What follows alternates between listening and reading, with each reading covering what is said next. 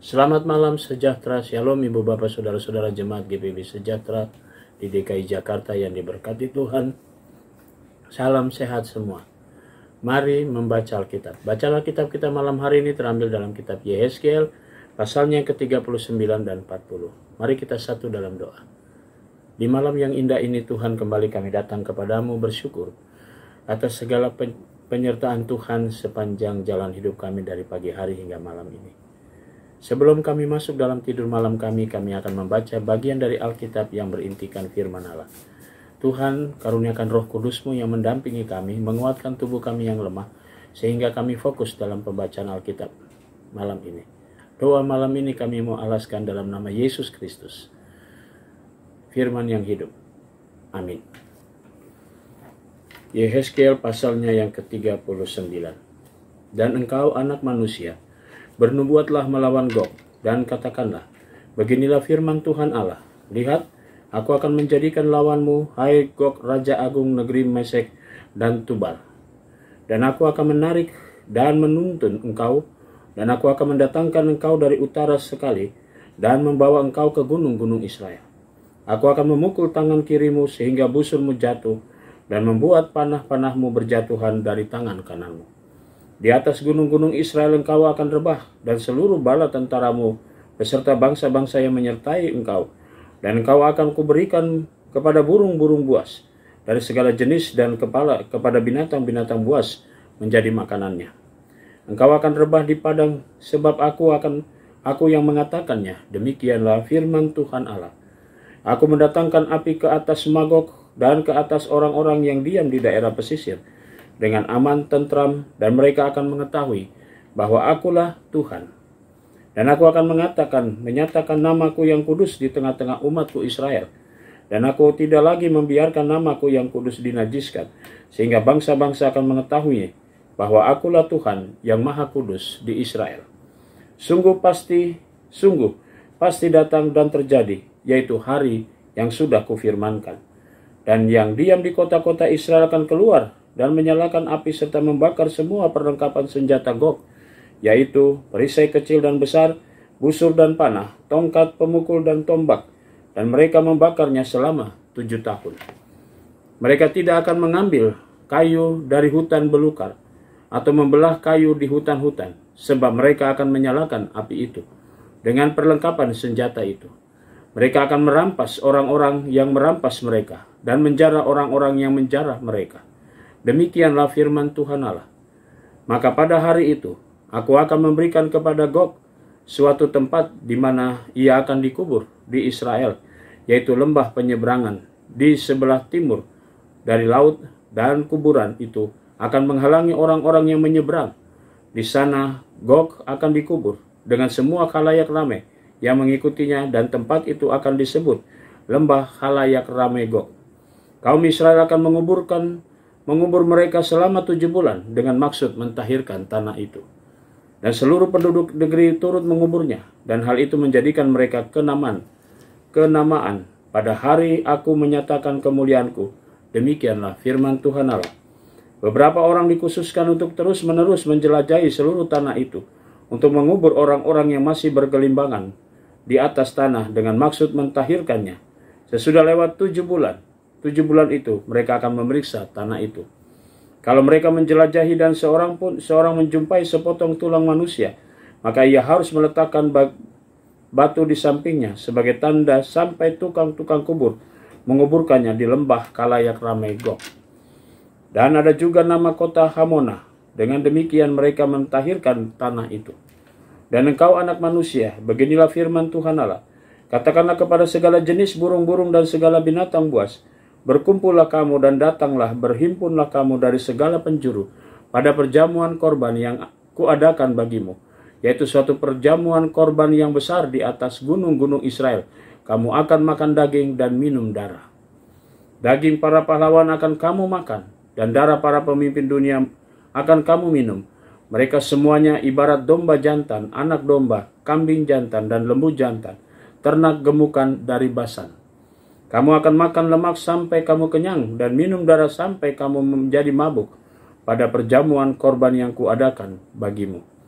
Kamu akan menjadi kenyang pada perjamuanku dengan makanan kuda dan penunggangnya, pahlawan dan semua orang perang. Demikianlah firman Tuhan Allah. Aku akan membuat kuasa kemuliaanku berlaku atas bangsa-bangsa, dan mereka akan melihat hukuman yang kujatuhkan, dan melihat tanganku yang akan memukul mereka. Dan kaum Israel akan mengetahui bahwa akulah Tuhan Allah mereka mulai hari itu dan seterusnya. Dan bangsa-bangsa akan mengetahui bahwa karena kesalahannya kaum Israel harus pergi ke dalam pembuangan, dan sebab mereka berubah setia terhadap aku menyembunyikan wajahku terhadap mereka, dan aku menyerahkan mereka ke dalam tangan lawan-lawannya, dan mereka semuanya mati rebah oleh pedang. Selaras dengan kenajisan dan durhaka mereka, kuperlakukan mereka, dan kusembunyikan wajahku terhadap mereka. Oleh sebab itu beginilah firman Tuhan Allah. Sekarang aku akan memulihkan keadaan Yakub dan akan menyayangi seluruh kaum Israel, dan cemburuku timbul untuk mempertahankan namaku yang kudus. Mereka akan melupakan noda mereka dan segala ketidaksetiaan mereka yang dilakukannya terhadap aku. Kalau mereka sudah diam kembali di tanah mereka dengan aman tentram, dengan tidak dikejutkan oleh apapun. Dan kalau sudah membawa mereka kembali dari tengah bangsa-bangsa dan mengumpulkan mereka dari tanah musuh-musuh mereka, dan pada saat aku menunjukkan kekudusanku kepada mereka di hadapan bangsa-bangsa yang banyak, dan mereka akan mengetahui bahwa akulah Tuhan Allah mereka yang membawa mereka ke dalam pembuangan di tengah bangsa-bangsa dan mengumpulkan mereka kembali di tanahnya, dan aku tidak membiarkan seorang pun daripadanya tinggal di sana. Aku tidak lagi menyembunyikan wajahku terhadap mereka kalau aku mencurahkan rohku ke atas kaum Israel. Demikianlah firman Tuhan Allah. Yehezkiel pasal 47, pasal 40. Dalam tahun ke-25 sesudah pembuangan kami, yaitu permulaan tahun, pada tanggal 10 bulan itu, dalam tahun ke-14 sesudah kota itu ditaklukkan, pada hari itu juga kekuasaan Tuhan meliputi aku, dan dibawanya aku dalam penglihatan-penglihatan ilahi ke tanah Israel, dan menempatkan aku di atas sebuah gunung yang tinggi sekali. Di atas itu di hadapanku ada yang menyerupai bentuk kota. Kesanalah aku dibawanya, dan lihat, ada seorang yang kelihatan seperti tembaga, dan di tangannya ada tali lenan beserta tombak pengukur, dan dia berdiri di pintu gerbang. Orang itu berbicara kepada aku, hai anak manusia, lihatlah dengan teliti, dan dengarlah dengan sungguh-sungguh, dan perhatikanlah baik-baik segala sesuatu yang kuperlihatkan kepadamu. Sebab pada waktu itulah engkau dibawa kemari, supaya aku memperlihatkan semuanya itu kepadamu. Beritahukanlah segala sesuatu yang kau lihat kepada kaum Israel. Lihat, di luar bangunan itu ada tembok, seluruh keliling bangunan itu, dan di tangan orang itu ada tongkat pengukur yang panjangnya 6 hasta. Hasta ini setapak tangan lebih panjang dari hasta biasa. Ia mengukur tembok itu, tebalnya 1 tongkat dan tingginya 1 tongkat. Lalu ia sampai ke pintu gerbang yang menghadap ke timur, dan menaiki tangganya. Ia mengukur ambang dari pintu gerbang itu 1 tongkat lebarnya. Kemudian ia mengukur kamar jaga, panjangnya 1 tongkat dan lebarnya 1 tongkat, dan jarak antara 2 kamar juga adalah 5 hasta. Dan ambang pintu gerbang di sebelah dalam yang dekat balai gerbang itu adalah 1 tongkat. Kemudian ia mengukur balai gerbang itu 8 hasta, dan tiang temboknya 2 hasta, dan balai itu ada di sebelah dalam. Mengenai kamar-kamar juga yang di pintu gerbang sebelah timur itu ada 3 kamar, yaitu 3 kamar pada tiap sisi, ketiga-tiganya sama ukurannya, dan kedua tiang tembok pada kedua sisi sama juga ukurannya. Lalu yang mengukur lubang pintu gerbang itu, lebarnya sebelah dalam adalah 10 hasta, dan lebarnya sebelah luar 13 hasta. Di bagian muka dari kamar-kamar jaga itu ada sekatan yang berukuran 1 hasta. Demikian juga ukuran sekatan di sebelah yang lain. Dan ukuran kamar jaga itu adalah 6 hasta pada kedua belah pihak. Lalu ia mengukur pintu gerbang itu dari dinding belakang kamar jaga, yaitu 1 sampai dinding belakang kamar jaga yang lain, melalui kedua pintu sekatan itu lebarnya 25 hasta. Yang mengukur juga balai gerbang itu 20 hasta, dan sekeliling balai gerbang itu adalah pelataran. Dari muka pintu gerbang luar sampai balai gerbang sebelah dalam 50 hasta. Pada sekeliling pintu gerbang itu di bagian belum ada jendela-jendela dengan bidai, yaitu di kamar-kamar jaga, dan pada tiang-tiang tembok, dan begitu juga pada balai gerbang, dan pada tiang-tiang tembok itu terukir gambar pohon-pohon korma. Lalu dibawanya aku ke pelataran luar. Sungguh, sekeliling pelataran itu ada bilik-bilik yang jumlahnya 30, dan bilik-bilik itu dibangun di atas sebelah lantai batu. Dan lantai batu itu ada di samping pintu-pintu gerbang, mengikuti panjangnya. Itulah lantai batu bawah. Kemudian ia mengukur lebar pelataran itu, dan sebelah dalam pintu gerbang bawah sampai sebelah luar pintu gerbang dalam 100 hasta. Lalu ia berjalan di depanku menuju ke utara. Dan sungguh ada pintu gerbang yang menghadap ke utara yang termasuk pelataran luar. Ia mengukur panjang dan lebarnya.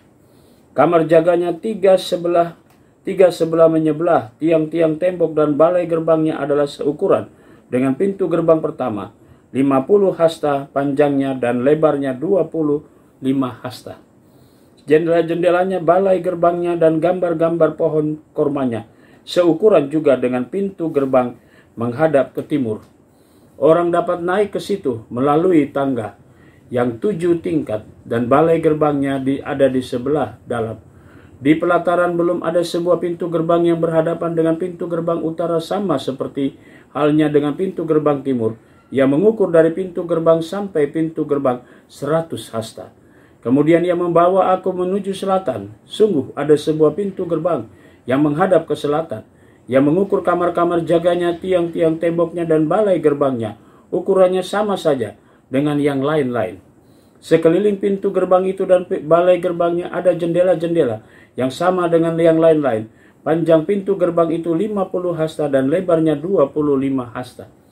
Tangga ke situ adalah 7 tingkat, dan balai gerbangnya ada sebelah dalam. Pada pintu gerbang itu juga di tiang-tiang temboknya terukir gambar pohon-pohon korma, 1 batang di sebelah sisi dan 1 batang di sebelah sana.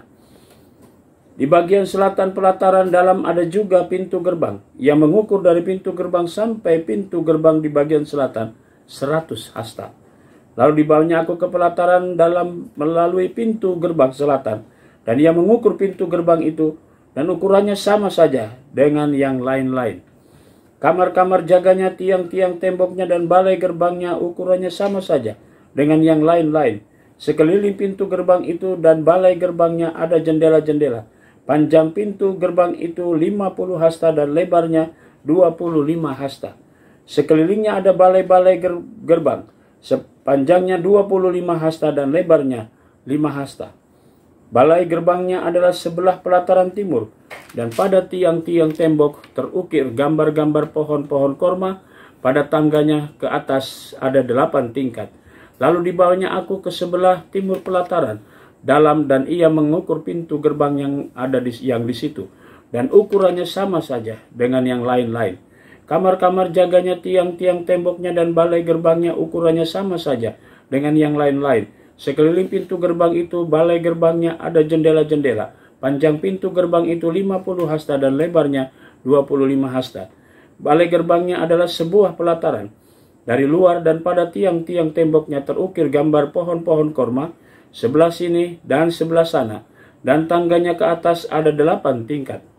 Kemudian dibawanya aku ke pintu gerbang utara, yang ia mengukur, dan ukurannya sama saja dengan yang lain-lain. Kamar-kamar jaganya, tiang-tiang temboknya, dan balai gerbangnya ukurannya sama saja dengan yang lain-lain, dan sekelilingnya ada jendela-jendela. Panjang pintu gerbang itu ada 50 hasta dan lebarnya 25 hasta. Balai gerbangnya adalah sebuah pelataran, sebelah pelataran luar. Pada tiang-tiang temboknya terukir gambar pohon-pohon korma, sebelah sini dan sebelah sana, dan tangganya ke atas ada 8 tingkat. Ada juga sebuah bilik yang pintunya di balai gerbang, dan di sana orang membasuh korban bakaran. Dalam balai gerbang itu ada 2 meja sebelah sini dan 2 meja di sebelah sana. tempat menyembelih korban bakaran, korban penghapus dosa, dan korban penebus salah. Di samping kiri balai gerbang, di sebelah luar ada 2 meja, dan di samping kanan balai gerbang itu juga ada 2 meja. Jadi di pintu gerbang itu ada 4 meja, sebelah sini dan 4 meja sebelah sana. Semuanya 8 meja di situ untuk tempat menyembelih korban. Ada juga 4 meja lagi untuk korban bakaran yang diperbuat dari batu pahat, panjangnya 1,5 hasta, lebarnya 1,5 hasta, dan tingginya 1 hasta. Di sana diletakkan perkakas-perkakas untuk menyembelih korban bakaran dan korban sembelihan. Sekeliling ruangan itu dipakukan gantungan-gantungan yang panjangnya setapak tangan, dan di atas meja-meja itu diletakkan daging korban. Lalu dibawanya aku ke pelataran dalam. Sungguh, di sana ada 2 bilik, yaitu satu di samping pintu gerbang utara, dan mukanya menghadap ke selatan. Satu lagi di samping pintu gerbang selatan, dan mukanya menghadap ke utara. Ia berkata kepadaku, bilik ini yang mukanya menghadap ke selatan adalah bagi imam-imam yang bertugas di bait suci. Dan bilik yang mukanya menghadap ke utara adalah bagi imam-imam yang bertugas di mesbah. Mereka ini adalah Bani Zadok, dan hanya golongan inilah dari Bani Lewi yang boleh mendekat kepada Tuhan untuk menyelenggarakan kebaktian. Lalu ia mengukur pelataran dalam itu suatu 4 persegi, yang panjangnya 100 hasta dan lebarnya 100 hasta. Mesbah ada di hadapan bait suci. Lalu dibawanya aku ke balai bait suci dan mengukur tiang-tiang temboknya, tebalnya 5 hasta yang sebelah sini dan 5 hasta yang sebelah sana. Lebar pintu itu 14 hasta dan dinding sampingnya masing-masing 3 hasta. Panjang balai bait suci itu adalah 20 hasta dan lebarnya 12 hasta. Orang dapat naik ke situ melalui tangga yang 10 tingkat, dan dekat kedua tiang tembok ada 2 tiang, satu sebelah sini satu dan satu sebelah sana. Demikian pembacaan Alkitab kita malam ini. Mari kita berdoa. Kami bersyukur padamu Tuhan untuk semua berkat-Mu di malam ini. Saatnya kami memasuki tidur malam kami. Kami serahkan seluruh hidup kami dalam tangan kuasa Tuhan. Tuhan memberkati menjaga kami. Dan besok pagi kami boleh bangun dengan tubuh yang diberkati Tuhan, untuk berkarya seturut dengan panggilan dan pengutusan Tuhan. Kami mau berdoa untuk jemaat GPIB sejahtera di DKI Jakarta. Tiap keluarga, tiap pribadi. Inilah doa kami di malam ini ya Tuhan.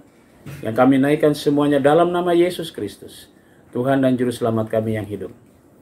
Amin. Selamat malam, selamat beristirahat. Tuhan memberkati saudara.